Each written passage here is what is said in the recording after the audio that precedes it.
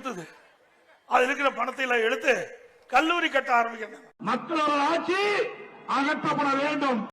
Hi hello எல்லாருக்கும் வணக்கம் and welcome back to our channel. EPS அவர்கள் சுற்றுப்பயணத்தில் ஈடுபட்டு வந்துக்கிட்டு இருக்காரு.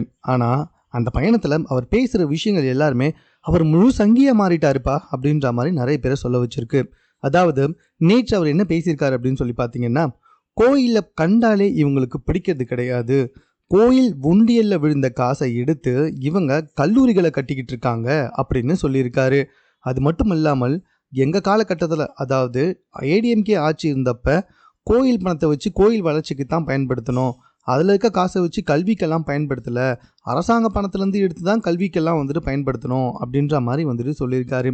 இதுக்கு தான் மக்கள் தற்போது பயங்கர கோவத்தோடு ரியாக்ட் பண்ணி வந்துக்கிட்டு இருக்காங்க. கோயிலில் விழுற காசை மீதி இருந்துச்சுன்னா அதை கல்விக்கு பயன்படுத்துறதுல எந்த தப்புமே கிடையாது.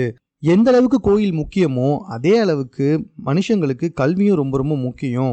கல்வி தான் ஒரு மனுஷனை உயர்த்தும். கோயில் உண்டியலில் விழுந்த பணத்தை எடுத்து கல்வி சாலைகள் கட்டுறதை விட பெரிய விஷயம் வேற எதுவுமே இருக்காது, அதுதான் இறைவனுக்கு செய்கிற உண்மையான தொண்டும் கூட அப்படின்னு சொல்லி உண்மையான பக்தர்களுமே இபிஎஸ்ஸை பயங்கரமாக திட்டி தீர்த்து வந்துக்கிட்டு இருக்காங்க. ஏடிஎம்கே கட்சியை முழுக்க முழுக்க பிஜேபி கிட்ட ஒப்படைச்சது மட்டும் இல்லாமல் இப்போது ஒரு ஏடிஎம்கே மாதிரியே பேசாமல், அதாவது அண்ணா திராவிட முன்னேற்ற கழகத்தில் ஆள் பேசுகிற மாதிரியே பேசாமல் முழு பாஜக ஆளுங்க பேசுகிற மாதிரியே பேசிக்கிட்டு இருக்காரு இபிஎஸ் அப்படின்னு சொல்லி அவரை பயங்கரமாக பல பேர் தற்போது திட்டி தீர்த்து வந்துக்கிட்டு இருக்காங்க. இவர் பேசின விஷயங்களை நீங்கள் எப்படி பார்க்குறீங்க? கோயில் உண்டியிலிருந்து பணத்தை எடுத்து கல்வி சாலைகள் அமைத்தது சரியா தப்பா அப்படின்ற உங்கள் கருத்தை நீங்கள் கமெண்ட்டில் தெரியப்படுத்துங்க. மேலும் இது போன்ற செய்திகளை உடனுக்குடன் தெரிந்து கொள்வதற்கு நம்ம சென்னை சேனலை சப்ஸ்கிரைப் பண்ணுங்கள்.